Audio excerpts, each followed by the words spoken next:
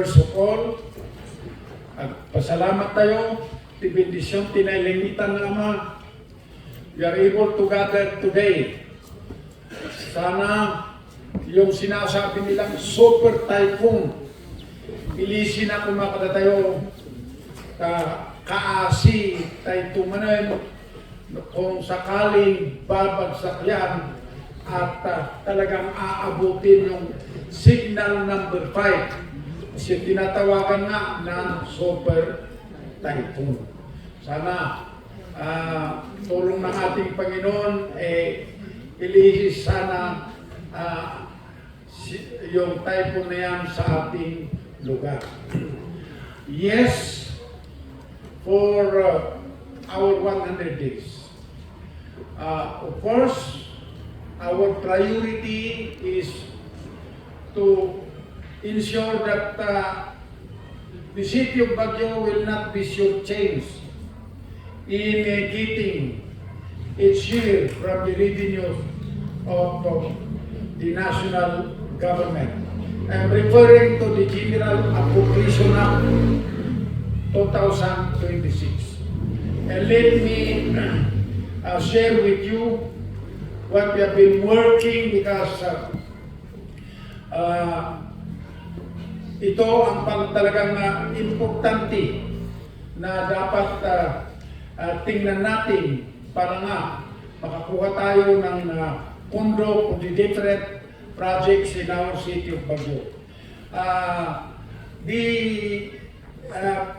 allocation for the city of Baguio is not actually that big comparing it with other districts, engineering districts in our country. Kasi maliit yung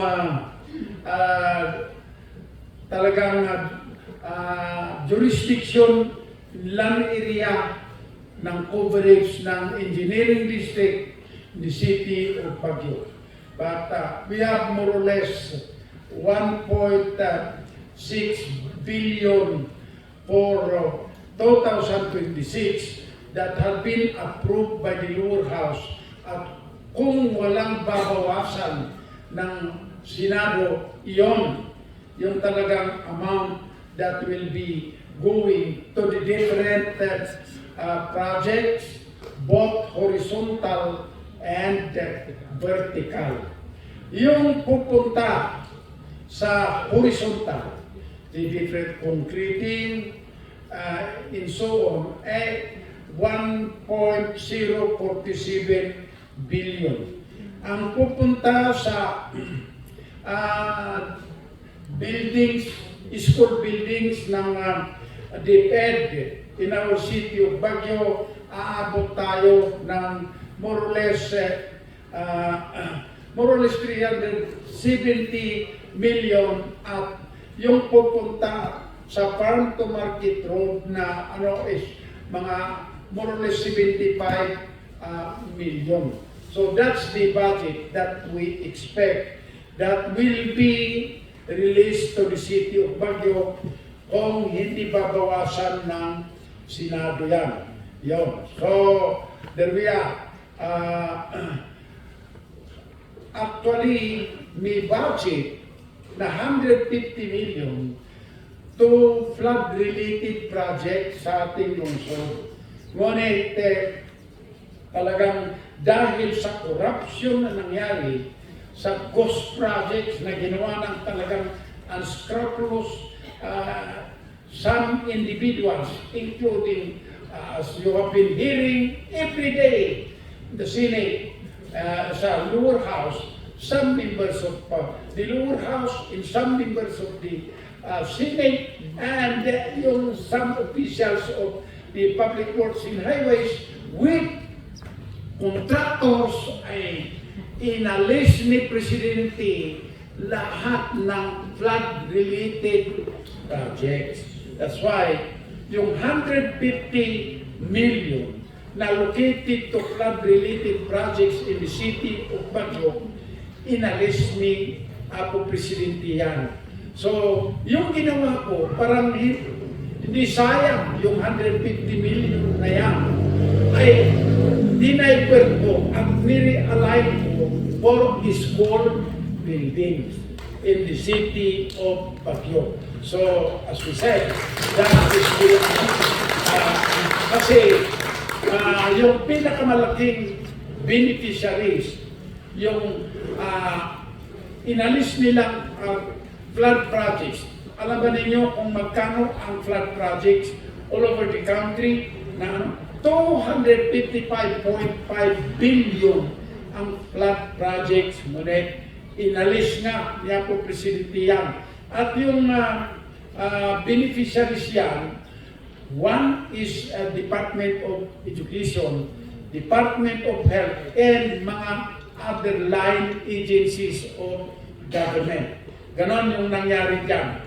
So, we have of course Atty. Tribaldo with us here. Siya ang nakatutok sa yung ating budgetary allocation for the city of Baguio na part of my staff in Congress. So, ganun yan. Now, I do not like to enumerate item by item kung asan pupunta ang 1.047 billion na allocated for horizontal infrastructure projects. But dito kayo sa Irisan, sinabi ko kay Apo Kapitan Carlos na 50 million ang naka-allocate punta sa Balundon na yan at sa Purok 27 million dyan na i-connect natin yung Purok 28 sa Quezon Hill para naman hindi sila kawawa. May budget na ilalagay sa school building dito sa of course, the other part of our budget is distributed. Now, next, which is actually the work of a legislator, yung pag-legislate ng batas. If you will recall, during the campaign, we have been seeing that priority natin yung city amendment ng city charter. For our information, to the credit of Apo Congressman Gu, he was able to amend our city charter na nag-epekto 2022. Unfortunately, may talagang seryosong mali na nakalagay sa ating city charter na dapat baguhin. Isa, yung boundary dispute natin o land area ng City of Baguio ay may land dispute tayo sa Tuba. Kung basahin ninyong naprubahan na amendment, hindi nakasali, wala pang technical description ng mix-in bounds ng land area ng Baguio. Second, na mali yan na, of course, babaguhin natin, yung subsection section 23 na nakalagay dyan, yung approved ordinances ng City of Baguio, ipupuruan sa provincial board. Talagang maling-mali yan kasi the City of Baguio is a highly urbanized city, chartered city, independent from the province of Benguet. Bakit natin ipupurward yung approved ordinansa natin sa provincial board? So dapat alisin natin yan. Pangatlo, na importante na naman ito regarding disposition of alienable and disposable public land na parte po ng town site reservation of the City of Baguio.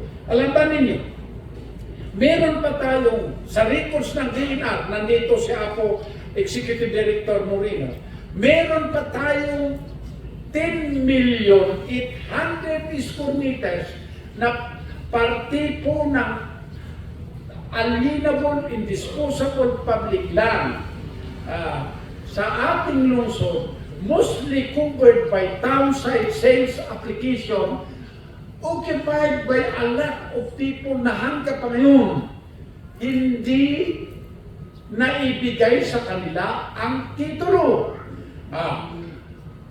Bakit? Dahil sa prosesong townside sales application. Kasi sa townside sales application, mandatory po ang public bidding na ikaw na aplikante, ikaw pa ang magbabayad sa block publication fee. Ang dami kaya, ang mga kapatid natin na aplikante, ayaw nilang may papublish for bidding yung kanilang application dahil sa takot na baka i-publish mo mililitaw na mag-outbid sa inyo, asan ka ngayon? Yun lang yung lote mo. Unfortunately na naman, if you look at, I think sa Section 50 ng ginawa ni Apo Congressman na amendment, hindi niya binago ang town size sales application na yung amendment na ginawa po natin, which unfortunately did not pass kasi binito ni Noynoy Aquino yan, yung solution yan, inalis natin yung town size sales application as a mode of titling alienable, indisposable public land in the city of Baguio at pinalitan natin ng direct award sa mga actual occupants or qualified applicants or in short, miscellaneous sales patent na hindi kailangan yung public bidding. Yun yung solusyon dyan na nakalagay sa previous amendment na gaya ng sinabi ko in amend ni Kwan. So, baguhin na naman natin yan. And then yung next dyan, yung 13 barangays na within the coverage of John T. Reservation. Kung maalala ninyo, we have been explaining na yung 13 barangays na yan, base sa Resolution 362, Series of 1994, particularly Condition number 14, ay iyon maalis sa John T. Reservation. It should be released and to be converted as alienable, indisposable pala. Yung mga kapatid natin who have been occupying this land, tagal-tagal na nandyan sila na their predecessors had already been there even before the proclamation of John A. as a reservation in 1909.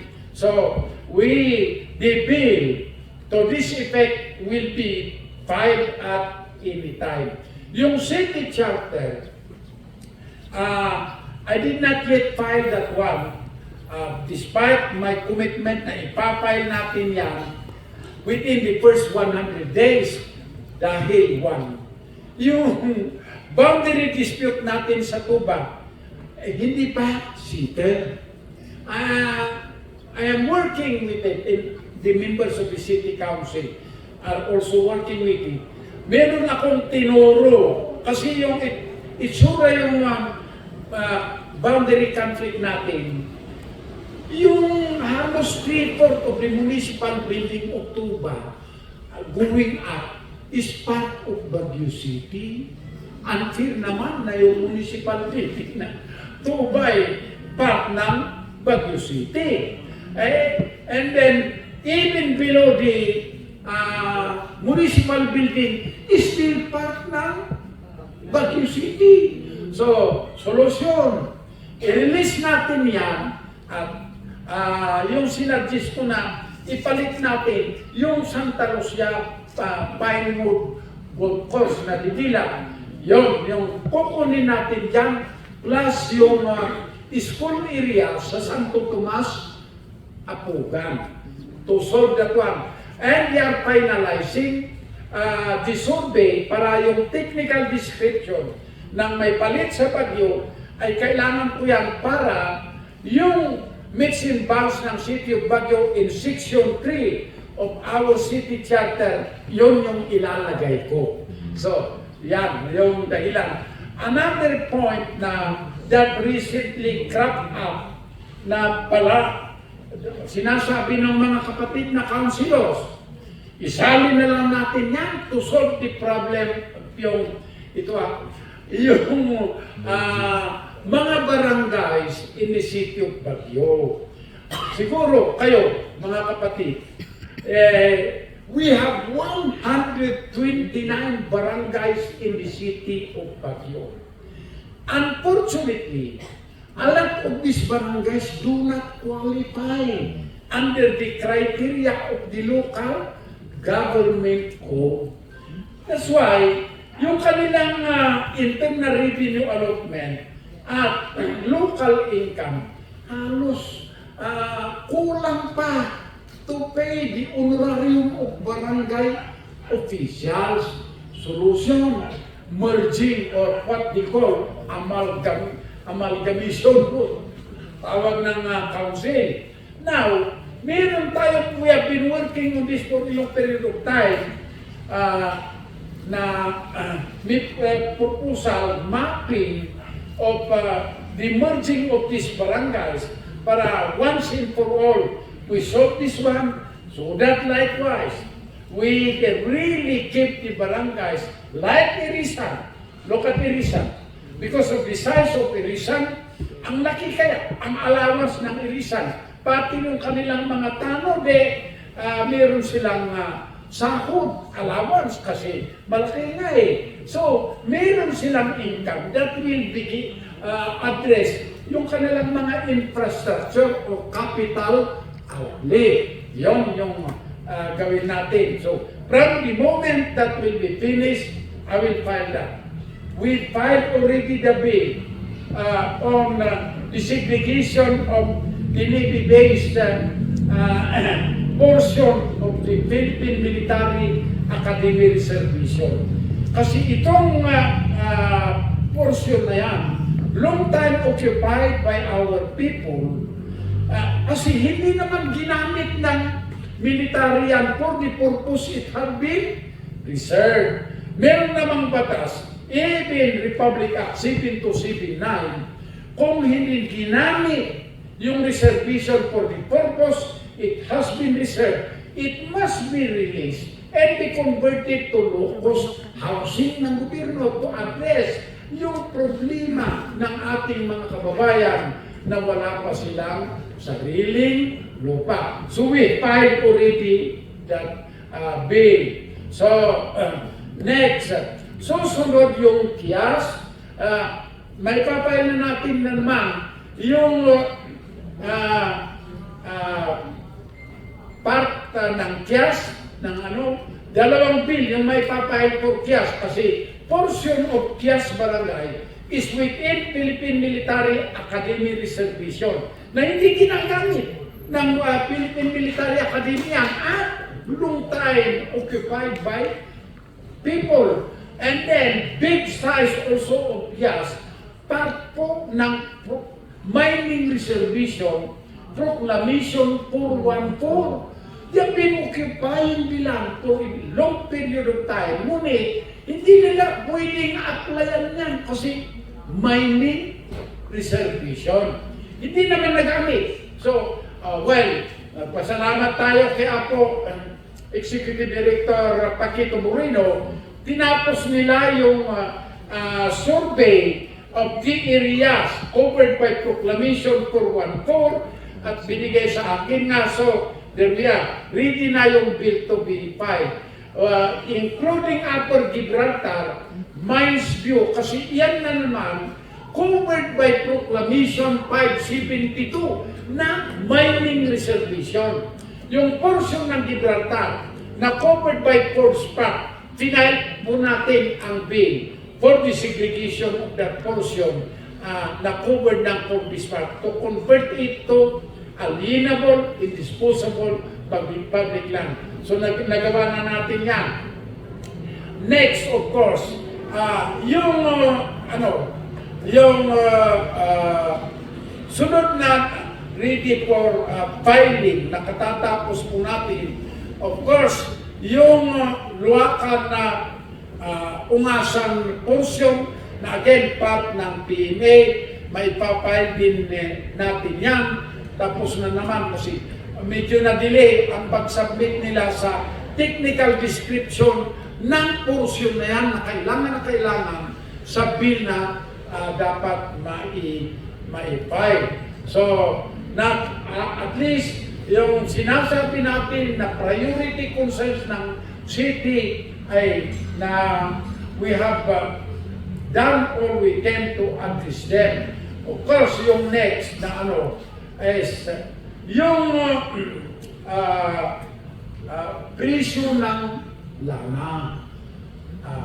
You will know na may diferensya ng presyo dito sa Baguio kaysa Rosario o sa San Fernando ng to the tune of 10 to 12 pesos per liter. Ang malaki kaya.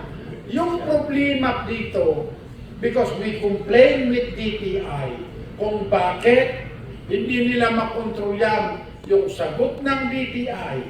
Unfortunately, oil is not part of the price control law. While it's true na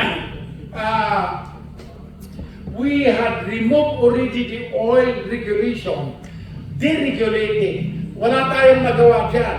Okay lang siguro yan. Ngunit, yung ganansya naman ng mga negosyante, yes, they must earn a profit, ngunit hindi naman sana sobra ng ganon. Siguro kung meron silang profit na 5 pesos per liter, 6 pesos, siguro okay lang siguro. Huwag naman yung ganon sitwasyon. So,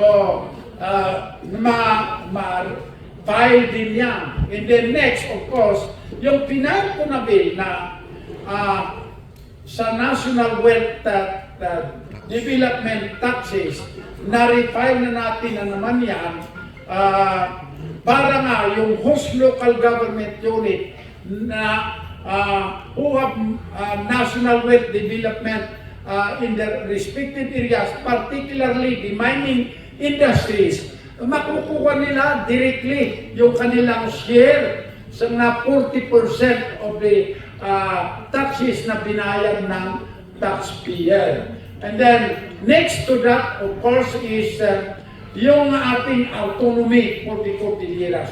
Katatapos po natin ang pakipag-usap sa technical working group, the drafting of the next autonomy bill kahapon. At pinpoint ko ang issue sa kanila that we are trying to work it out. Kasi yung unang bill na na-file is only covering financial autonomy. Hindi kasali ang administrative autonomy. Meaning to say, yung line agencies na nasa ating region will remain to be national line agencies. They will not be devolved. Ngunit, yung comment ng Department of Finance and other line agencies of government in the national government, anong klaseng autonomiya yan kung financial autonomy lang na hindi na masasali ang administrative autonomy? So, sabi ko kahapon, pwede naman na i-devolve natin yung mga line agencies na pwedeng ma-devolve. Ngunit ito, ang dapat iingatan natin so that hindi maapektuhan yung financial sustainability. Totalin natin, magkano ang makukuha natin sa 2.5% block grant na kagaya ng binigay nila sa Autonomous Region of Muslim Mindanao. Ngunit sa kanila, 5% block grant sa atin yung hinihingi lang natin 2.5%. Kung i-compute natin yan at pwedeng It will cover all the budget of the land agencies, including the autonomous government. Meron pang maiiwan, then we are safe. We can include the land agencies, subject to specific condition na one, they will be guaranteed security of tenure. Walang suspension, transfer, dismissal, except for just cause and after due process. And then, the rank of the regional director will be elevated to the rank of Assistant Secretary of the National Government.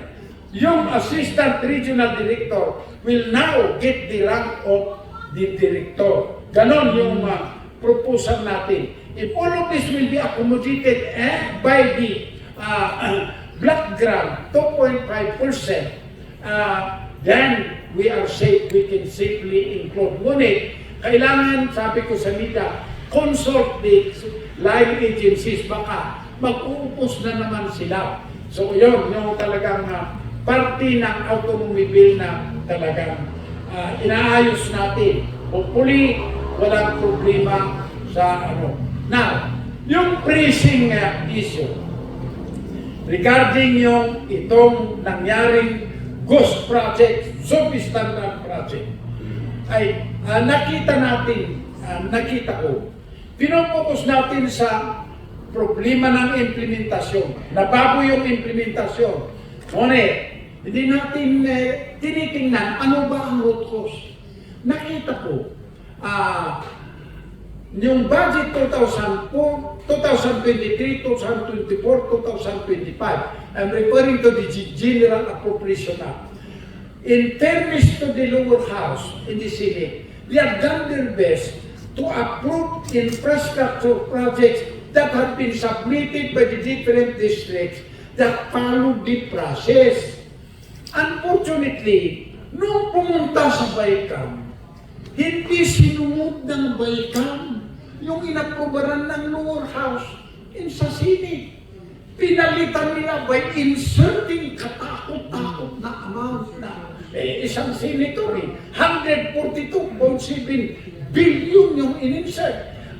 Binigay sa isang distrito na about allegedly 9 billion na considering the absorbability of the district, it's next to highly improbable na i-implement mo yan na amount in 1 year. Kasi dapat matapos yan in 1 year eh. Gaya nang nangyari sa Bulacan. So, anong nangyari? Ninakaw nila. So, I filed the bill to define the powers in the limit of powers of the Bicameral Conference Committee. Now, hindi sana pwede yung kung may insertion man, talagang may position na sundin para talagang iwasan natin ang palaging nangyayari na yung inaprubahan ng lower house and the Senate, hindi yun.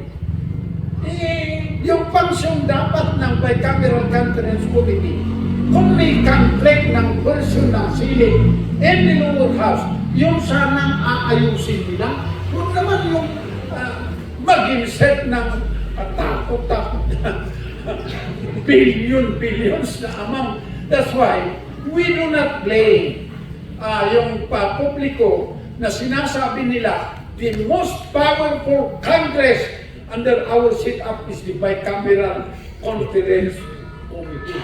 Talagang dapat ma-reforma yan. Second, nakita ko na yung final ko na itong resolution na kung kayo na nakita ninyo ang when the COA budget was deliberated, kinontrakt ko yung Commission on Audit, bakit kasi inalis ninyo ang pre-audit noong gayang ng rehabilitation of the Baguio. Ako naman yung janitor eh.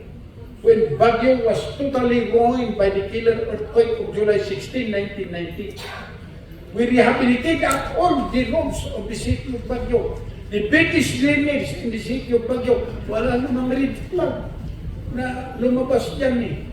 You are using it up to today. Baguio Bawang, 560 million yan. Marcos Highway, 1.6 billion yan. Baguio La Trinidad, Baguio Asin Road, and the inner circum, lahat ng mga kalsada inside the city. Mahina lang ako sa social media. Marami ang hindi nakakaalam. Sabi na wala tayong ginawa. But it only developed what we have done. Of course, si Apo Vergara, Congressman at that time. Fortunately, binigyan tayo ng pambayan ng Baguio na tuloy-tuloy na 9 years. From 1992 to 2001. So, we have done a lot of the rehabilitation of the city of Baguio na at least nag-angat. And also, kasi I think, I served the city in my capacity as janitor for 18 years. Kasi pinabalik ako 2010 to 2019. So 9 plus 9, 18 years. Sana matingnan ninyo ang audit during the 18 years. Yung commission on audit, wala naman tayong red flag sa how the income of the city, how it had been disposed and utilized, wala tayong red flag dyan. Yun. You can say even the discretionary fund na allocated to me, how it was utilized. Only you can look at it. So, yun yung sinabi ko sa Committee on Appropriation at sa CUA, and very supportive ng CUA.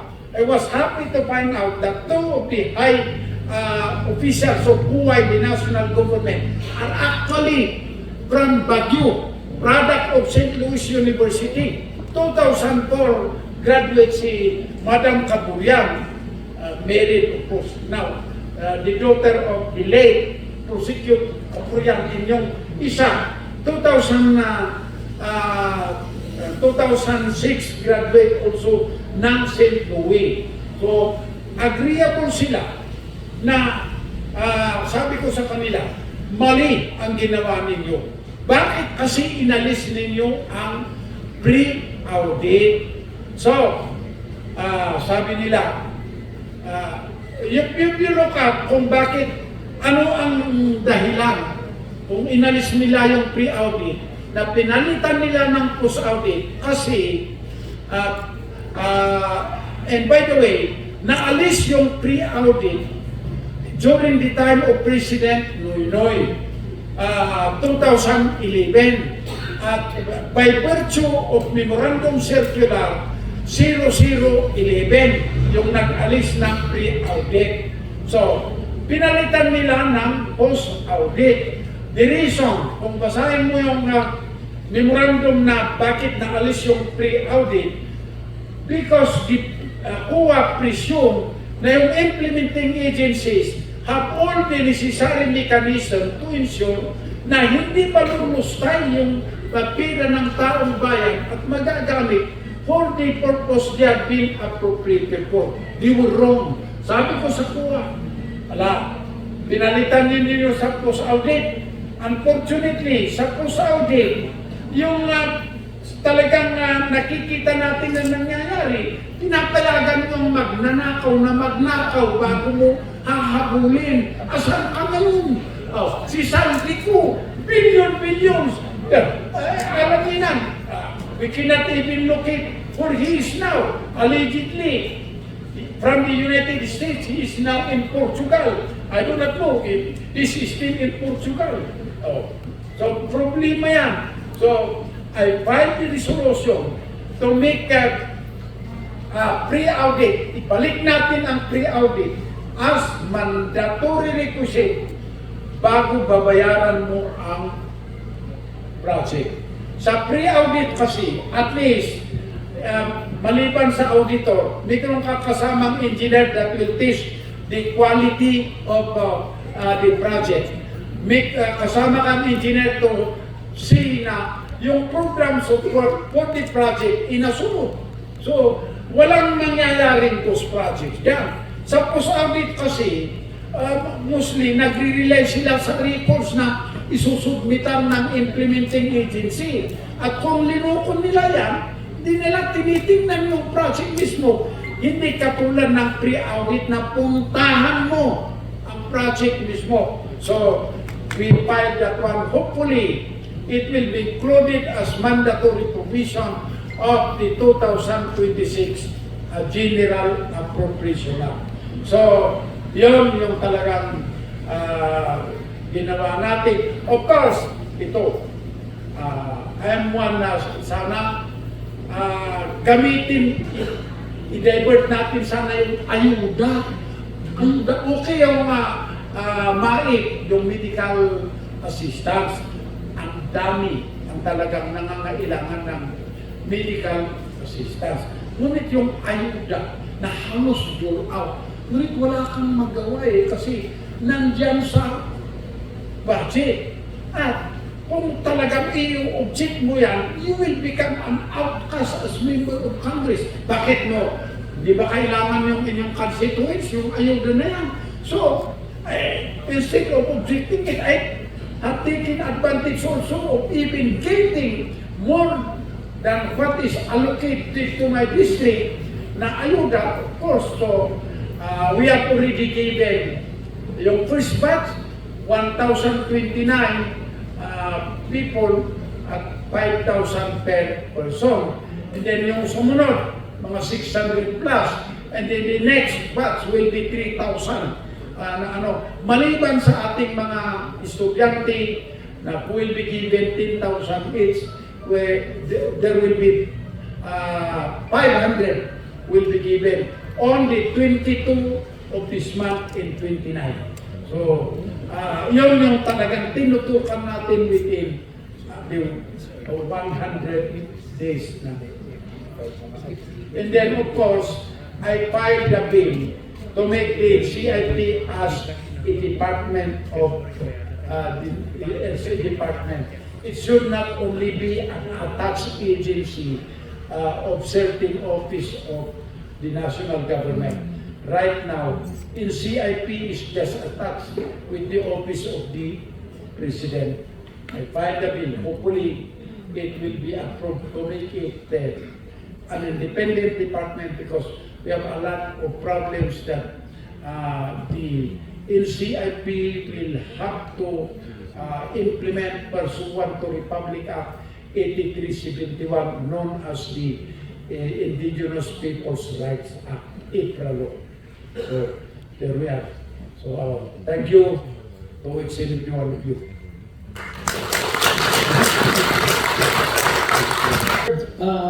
Congressman, maganda siguro ato ayan tayo tapta. Anya datoy ayan tayo tapta. Kaya may TV pagserbihan na sir. Salamat, sabi nga Joseph. Good na nasa lungsod mo na. Dito yan tayo, actually, action center. Dati budiga di jay, adamot mahala tayo from certain line agencies, medical, kada dumang kasupulan. Dati, sangapulong sangat television, naala tayo, aside from computers, ng television, siguro i-distribute tayo to the different schools na dumakasakon, the television, at mga usarda. And then, they relief, itapa kay kabila na. Hantay ngay karkararang, dahil you have the experience siya, no ada calamity na napasamak ito'y bagyo, sangkan tumapan agar arikap ti itid mo kadagidya da piman victims. But if we have this one, nagay blankets na kasaganatan, so that ready na ibigay natin sa mga biktima. So, anyway, this is my land. This is an action center na actually this was constructed by our volunteers. Hindi pira po ng gobyerno ito. Inalis natin yung dumugan na nakalagay dyan. Walang dumugan dito. Simple. Kasi hindi natin kagaya sa ibang lugar, na kailangan yung gagawin nilang project, meron silang pangalan. tayo, inalis natin yan. Of course, yun ang una, meron nakalagay dyan, but just to tell na it's our initiative that, of course, thought of coming out with this action center, so where our goods na we will be getting from different line agencies and donors. One of them, actually yung nag-suggest ng action center, si Piman Ilina Lau of Junsan, kailangan natin na mayroong ganun. So, sinuggest niya na gamitin namin yung kanyang building malipat sa Dangoy Station. Ngunit, walang parking eh. So, we thought of coming out with this one. So, that is the, hopefully, you can bring it to our people of Baguio. Parang unang-una, walang nakalagay na tumuga. Yan, na simple lang. Sinasabi ko, yung ibigay natin na pangalan, basta ito na, simple, Community Action Center or Layag Action Center. Our dialect of Layag is love or care, which is the same as that one. So that is it. We have conducted already the first medical mission kahapon. Supposed to be continuing today and tomorrow. Nang kinansila tayo, ibagbaga na mo nung kasunang pwede, super typhoon, kabuteng. Now, this mobile clinic, ada to di ko itan, ada te ultrasound, ada pa x-ray. So, ma-incorporate to na ito yung tatlo, pa-accredit tayo ijay PhilHealth, isupay nga makatulong tatlo na kayo nga pa-x-ray kan tiagas, awan ti bayadan yun. As jay data, scheme na dito. So, isang action center.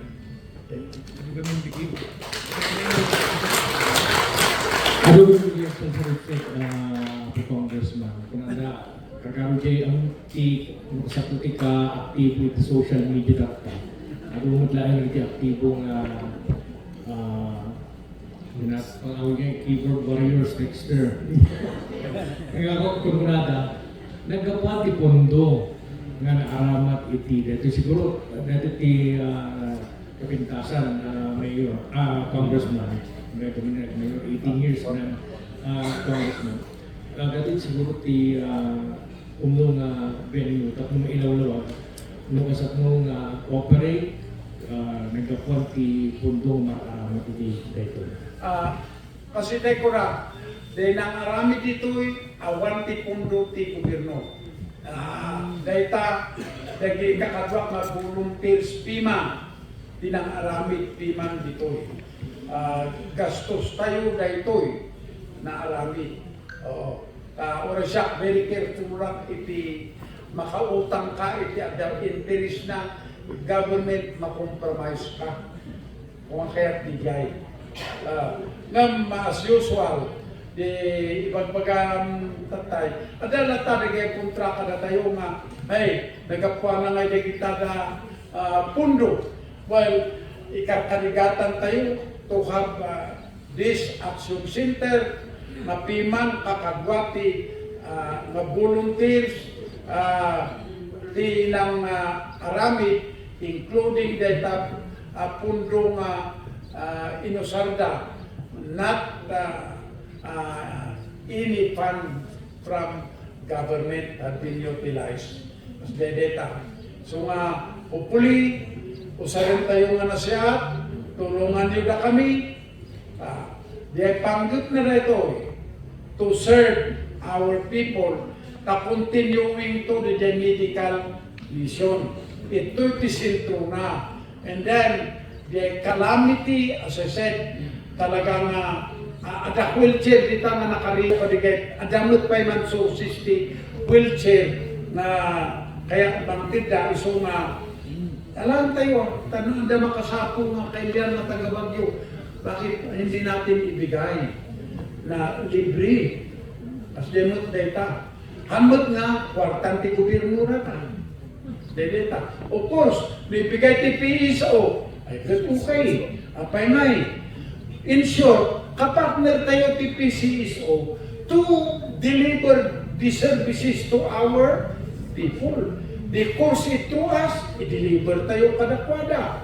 Ano nga problema ti Budiga daw? We have this action center where we can place those items.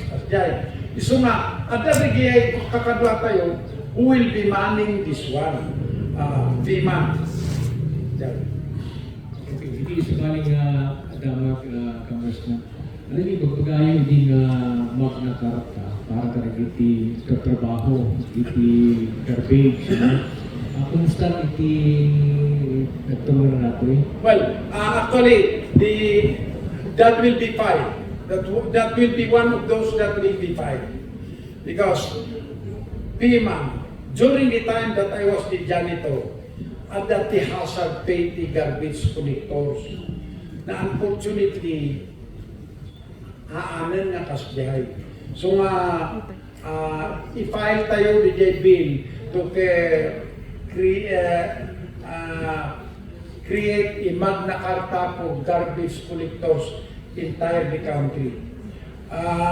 Oray FEMA nagay street sweepers. I found out that the hazard pay inikata. Nagriga, itrabaho ti street sweepers. So we have to do something about it. Garbage collector during my time ada hazard pay I think tikuwat, very strict dito eh. So inikata. Yet, nakadelikado ti trabaho piman ti garbage collectors. Rain or shine, ang dadatang ang mga kakop iti basura tayo. Ada pwede kiti dundog ngayon, ilaw na ti basura tayo. Palit, nakaang-ang, piman. Hindi, ikatin di hazard pina. Huwag mong naididig. So that will be fine.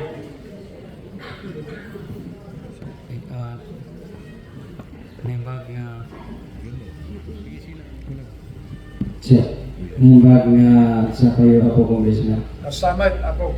Aglugiat ijila sa may bagayo nga kayat yung agbalin nga department jay NCIP. Anya itipagsayaan na nung agbalin dito nga may sa nga department. Then anya lagi jay sumagmamanohor top 5 nga concerns iti IP nga dagos nga masolusyonan o masumbatan nulay tutot na ang ito nga may sa nga department. Well, ado di pagsiyata na if you make it as a department. One, the procedure, the titling of ancestral domain in ancestral land. One of the principal purposes of the IPRA law is the ancestral domain in ancestral land of our IPs. Centralized unay iti Manila, the titling na nakaasi de IPs de Sorsolina who cannot do that. So a certain rich individual will take advantage of that situation, utilizing them isuda mang pundo intunukan kukwa damot ti partipi man ti claim de jetao. May strengthen the deposition de jaitak mo. Pati ito'y local kantay isuda importansya to screen legitimate ancestral land claim which can be titled and then simplify the titling back like what is being done with the DNR. Ito nga ma-issue the titulo ti daga. It should be given to the different regions. We involve the people on the ground amuda di sarili da nga bakyan. They know their own backyard. They must be involved there. Second point, the process iti pre-prior consent iti major projects of government. If you look at it, nagmaditi feedback, instead of being objective to protect the rights of the IPs, it becomes a hindrance in prosecuting especially national wealth development projects like mining, hydros, haangan na pintas de posiso na like the mining industry, mining industry is capital intensive. Hindi marami ang Pilipinos who are willing to gamble their money in the mining industry. Karamihan na malalaking investors dyan galing from abroad. Ngunit, dahil sa proseso ng NCIP, na ang tagal-tagal yung proseso ng just to obtain yung pre-prior consent, bumalik na sila. Yun ang nangyayari dyan. And then, yung nai-involve ng konsultasyon, hindi naman yung dapat na affected individuals. Yun ang dapat klaro ang procedure. Next dyan, na isang importante, yung scholarship ng poor children of indigenous people. I want to return yung sitwasyon noon. I am not a lawyer, or possibly I did not finish my Bachelor of Laws if I was not extended government scholarship through the Commission on National Integration. Ano ang scholarship program na being implemented by the Commission on National Integration during our time? Full payment of tuition fee and miscellaneous. Walang babayaran ng estudyante. Meron pang allowance na 40 pesos na binibigay sa amin. I have taken care of that scholarship that made me graduate Bachelor of Laws in 1973. Yun din ang nagbayad sa aking tuition fee when I took my bar review in UP Diliman, Quezon City. My first time to be in UP Diliman, ang aking scholarship yung nagbayad. Ito pa ang nagbayad sa entrance fee to take the bar examination also during that year in 1973. Yun yung isang i-improve natin at marami ang talagang dapat i-improve sa sitwasyon ngayon ng NCIP. That's why we filed that bill.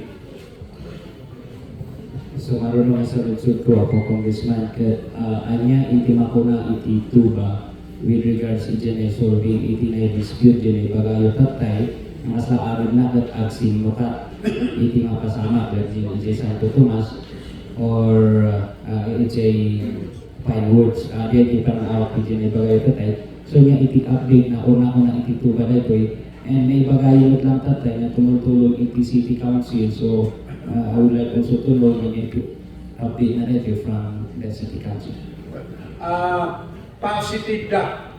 Actually, I just talked with Atty. Fukay the other day. I think session municipal council I think Tuesday. Una na nga itik up na kadakwada tapno ipapartak na diya pa nakasurbi na diya porsyong maisindukat. So hopefully also the City Council di may sana na idamon kanya ma-concern the City Council di Baguio balbalurin na di diya porsyon nga maititituba that will develop di diya kat masukatan iti area na nga hanga develop in short the value of the dagang na may sukat na bababa na diya yung punakamit iso nga pinilik part of pine woods because developed area detan. One rason. Second, I hope we should take note nga tuba mo't piman di kita tao ti taga-tuba tinang develop iti portion nga parti iti Bagyo. Hantay nga makakukulita iti bush iti tuba nga baybayad ka to ensure we are not getting anything from that portion which is actually part of Baguio City. Apay nga tayo nga itid ka na kwadareta. And then, of course, the area in the Santo Tomas Apugan, which is, if I'm not mistaken, where our national high school is standing, that's part of tupa. So diay, alakantay. I do not see any objection on the part of the city government on that.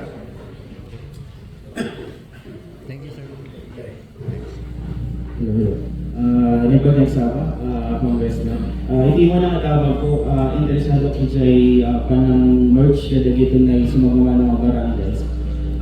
Kung gusto na dapat nagiti barangays nga i-merge kayo, kan siyempre kayo mo na mag-object at lagi dyan barangay officials. Kasi ano tayo nga sulbaran dyan kasi dyan, Congressman? The barangay officials, okay. Sumunod ka, isulti ng delete filing na the amendment city chapter because masapong na may parang manasya pa rin barangay officials. Ngayon dito yan na. Haan mo nga mabaling nga i-implementar niya election ti barangay officials no nga nag-expire ti term da. Because they have been given the authority by their own people to serve them for a period of 3 years. Kas magarintan man lang, ma-approve itata, maaramit ti election 2026, o no, 2026 nga ma-approve, you cannot yet implement that immediately as far as the election of barangay officials are concerned, tampay nga nag-expire ti tenda. Santo lang may effect during the next election that will not somewhat interfere with the mandate that their people have given to them. Next nga tama po, Congressman, gabutan na kayong naging official di Baguio City. Ay natin ako tayo ijay private partnership program for market redevelopment, which is may kami pedagigi nabarang na issue that Congressman. Aside ijay PPP, ay natin mabaling nga ramidan iti city, tatnuhan niya tatlo dahil may pagtandanagan dagiti kakailan tayo mga vendors kat make-up. Umunang mami, among na datos ti PPP. Ada PPP project tayo, di Baguio Center mo. Susunod, during my time. That's about to expire, may turnover to right by the city. Di problema ito market. One. Diyan pa Uniwide contract. While it's strong kung na bankrupt the Uniwide, did know the contract between the city and Uniwide have been sustained by the Supreme Court as valid in binding. It's not yet finally cancelled. Well, of course, the beauty that Duma o nada na cancel.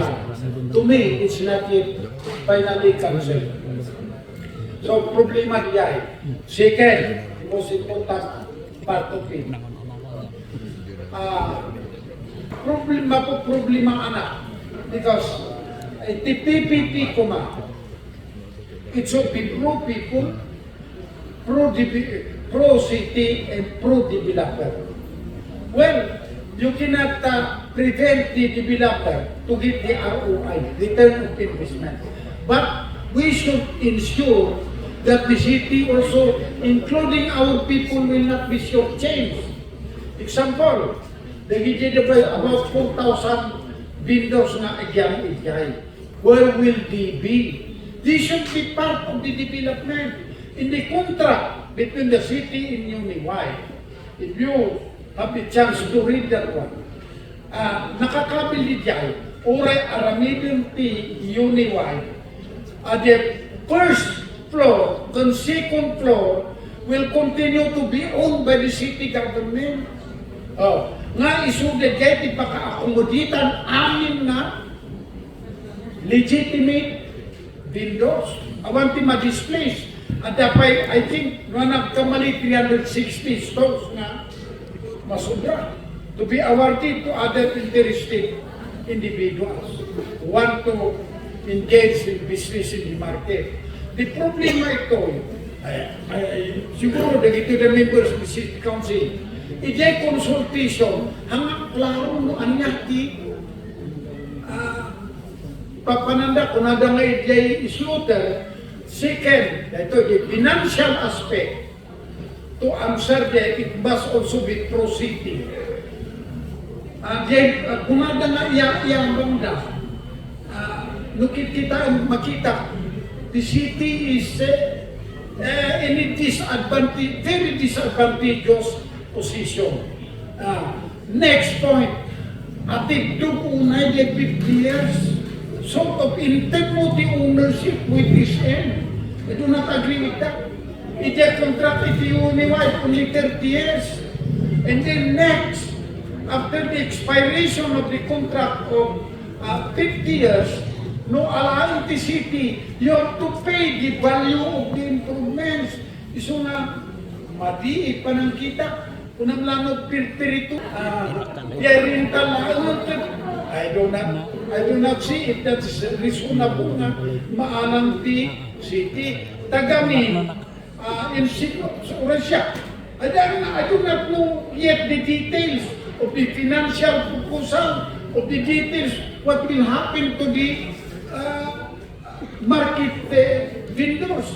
Problema ay, hanmot nga na ilatag during the unified na ilatag data.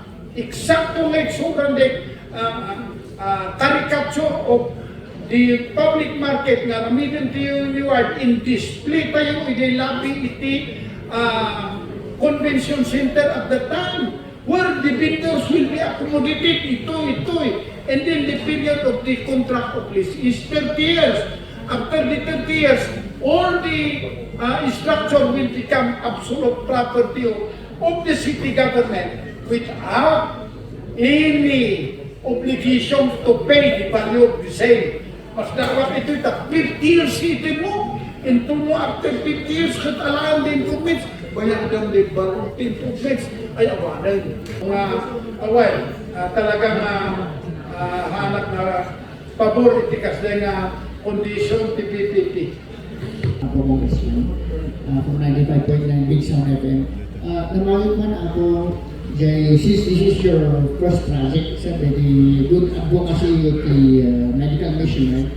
So out of 125 barangays, sir, kasabuyo ay makakuha, ma-accommodate with all the 128 barangays with this unit. Ito ba ito is sooner, sir, or is it one of the process merging para mas mapadali yung process ng project mo, sir?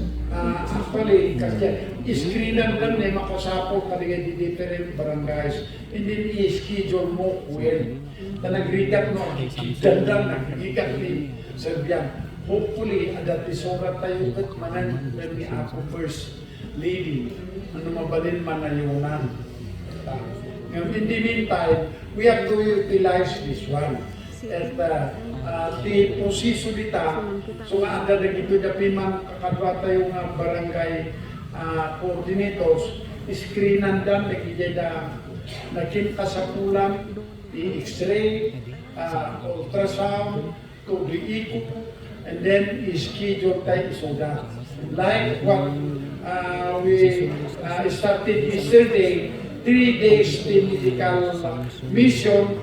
So nga naka-schedule the Almighty first day, second day, and the third day. But no, at least manageable.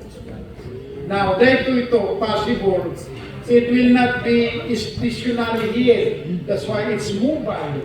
We have to bring them like Aurora Hill. If we conduct the medical mission of Aurora Hill, ipantay niya Aurora Hill. But at least, at daday ito yan nga, pang-alaan tayo, ijay supply ng mausap, ijay Aurora Hill. At dapay na yun lang ang mobile kitsit, palutete uray lugaw, tadi dia ako uray, adapi man,